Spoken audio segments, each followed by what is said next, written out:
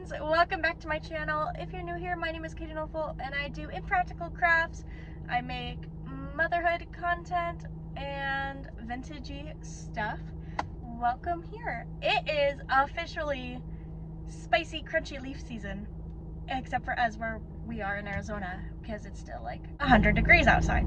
But I'm starting to get into the season and I am so excited. I love Halloween.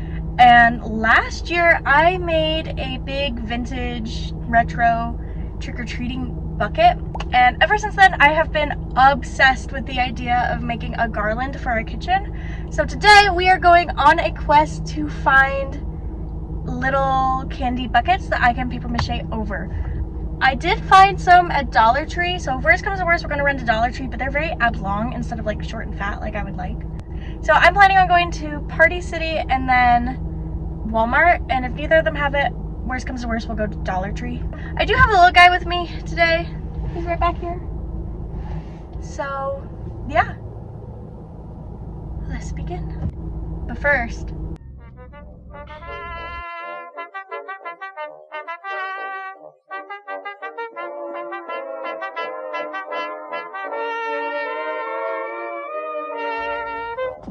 okay, that was a success. Let me show you. These were $6.99 for 12, so that makes each of them just over half dollar. So yeah, it's been quite a minute since I have actually like vlogged in a vlog style of anything, so this is a little different.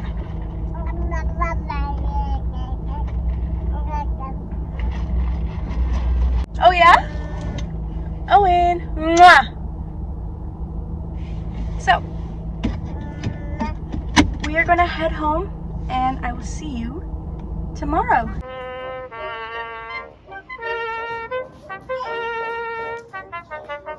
Kitty! Okay, so it is now the next day and here are the jack-o'-lanterns. And so today is a bunch of preparatory work. So that means that we need to open this up and I need to go through, and last year I think I put a layer of paper towels or toilet paper around the outside using Mod Podge.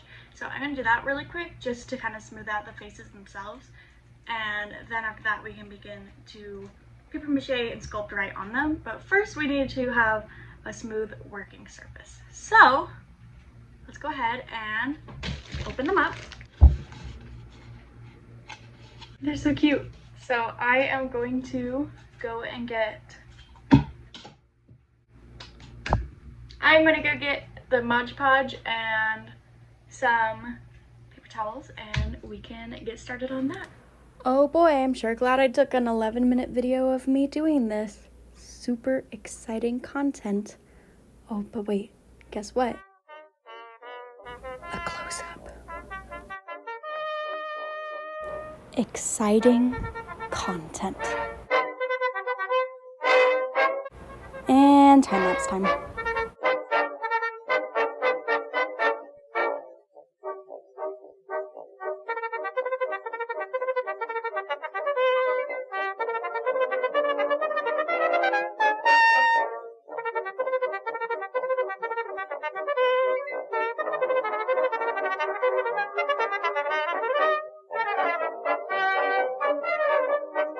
Did this initial part of the project take longer than I thought it would? Absolutely. Did I eat way more Mod Podge than I care to admit during this process?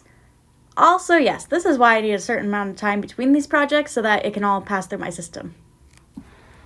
They are all done, and my back hurts probably from sitting like this for the past 2 hours. So yeah, I am going to clean up the tornado that is now my living room because D&D is in an hour and a half. And I sent Pence and Owen to go and get us some off-brand drinks. And then he took Owen to the mall playground, so they're not here right now. Meaning I get to clean everything up by myself, which is fine since I made this mess myself, but you reap what you sow. Is that must be a harvest reference. Very on brand. I will see you tomorrow.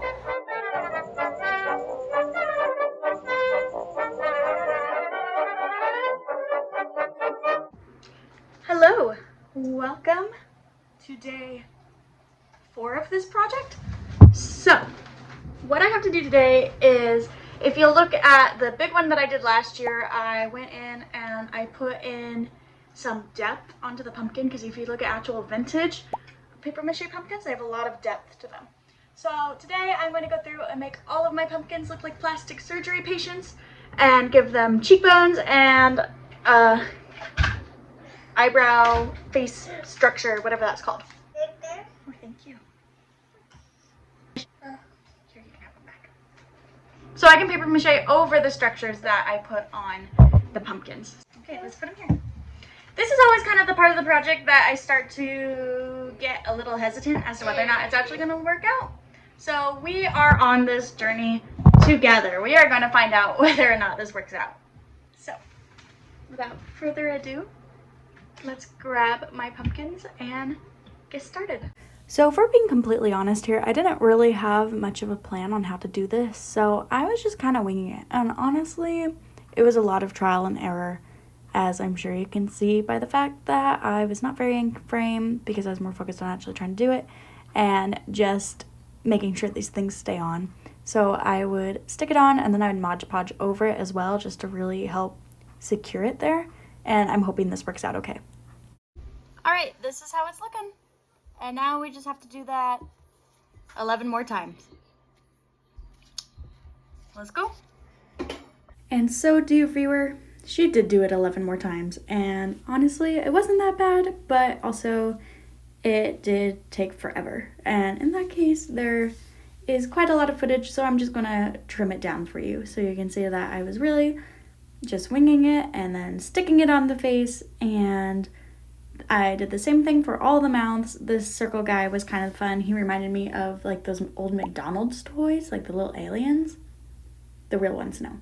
And with that takes us to paper mache.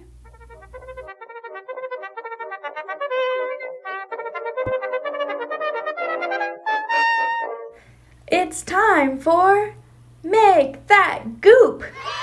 Ridiculously nice apron that you're probably gonna accidentally ruin? Check. Hair vicariously tied up? Check. Aesthetic bowl only for the purposes of videoing? Check. We need 1 part flour to 2 parts water.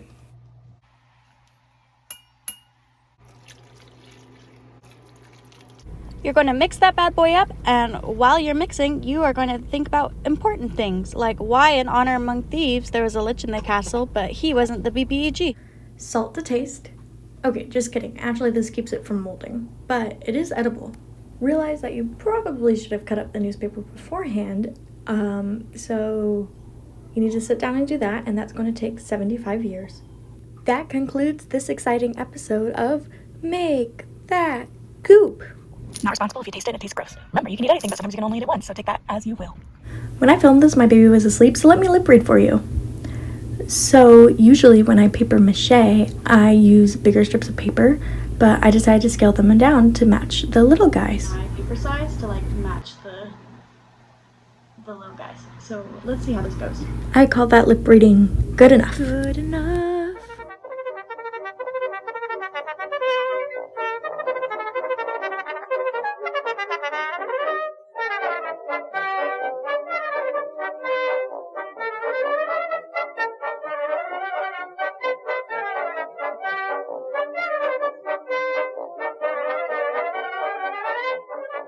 Okay, we're starting to get onto the exciting stuff, and that is painting.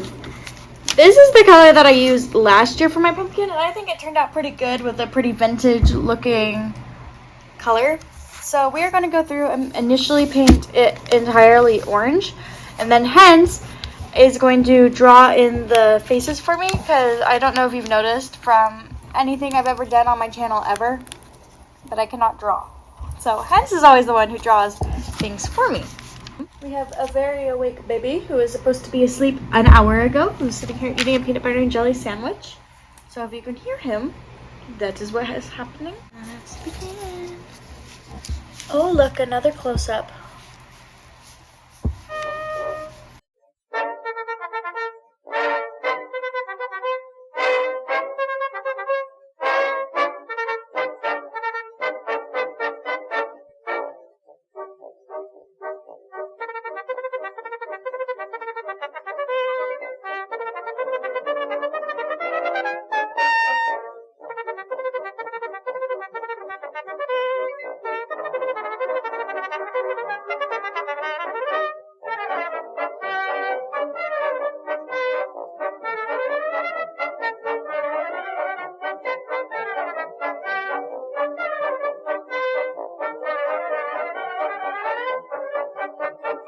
Hans was super sweet, and he went through and he drew all the faces for me. Not gonna lie, I'm getting a little nervous to see how this turns out, but we're gonna do our best. So for my big pumpkin, I used, we did black, and then yellow was like to highlight all of like the indents. So I think we're gonna do the same thing. So like under the mouth, around the, yeah. So let's do that first with one that looks kind of similar, like that. Pretty similar face to this one. It's supposed to be that face. Oh, well, it's the exact same face, so let's do that. Okay, please explain why you don't think that the Lich is in the castle. Because he was only there because as an all-powerful being, if I had the ability to teleport to places, to deliver brief messages, and then teleport away, I would do so. Yeah, but he was still in the castle. No, he was gone. He disappeared into the shadows and dissipated. No, but he was in the castle for a brief moment. So he's not, he should be the BBEG. No. Yeah. He is way stronger Go than find the in the party spell could book handle. where he can do this. Alright, now you're messing with the wrong player.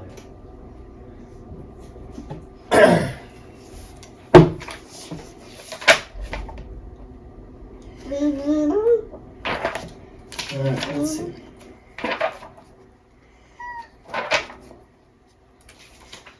If he, actually, if he has the ability to see through the eyes of his followers, which I imagine he does, because it was kind of alluded to that he could see everything she was doing at every given point, he could simply cast Dimension Door and just disappear in and out. But if you would like me to find a better spell, I could. Let's see. We'll probably want to look at Sorcerer. He could have used the spell Teleportation Circle. Let me look at that one. You see? Or even just the spell Teleport. You and your choice you can see within range. Within range. No. This spell instantly teleports you and up to 8 willing creatures of your choice you can see within range. The range is just 10 feet. If you target an object, you must be able to lift it, fit it entirely inside your 10-foot cube, and it can't be held or carried by an unwilling creature. The destination you choose must be known to you, and it must be on the same plane of existence. Your familiarity with the destination determines whether you will rise there successfully. Okay, let me sum up for you. Hence made some really good points as to whether or not the Lich in the castle should have made him the BBEG. And even though it would have been an unbalanced combat, I still think that the fact that the Lich is able to control so many stuff still makes him a pretty big threat and probably a problem. So maybe we'll get another movie.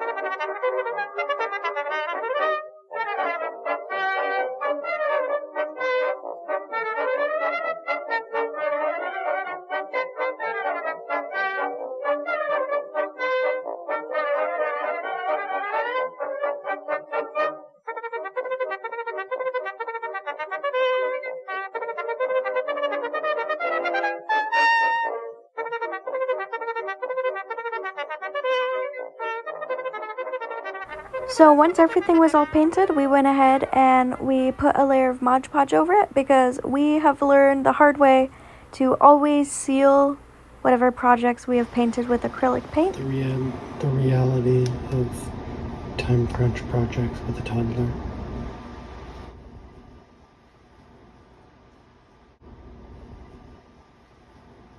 And with that, that takes us to the reveal.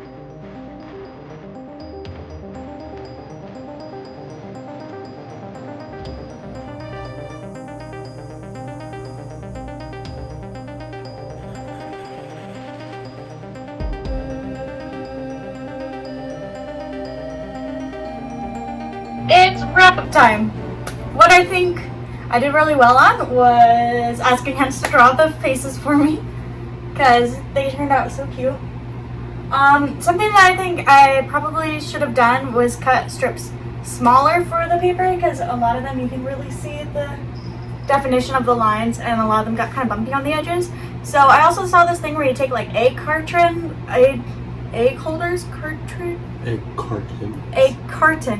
and you mush them up and then you blend them and that becomes like a pulp. So maybe next time I try this, I'll do that. But yeah, thank you so much for being here. It's finally Halloween, so our next video we're going to be decorated for Halloween officially, and I'll be seeing you in that one. So toodles!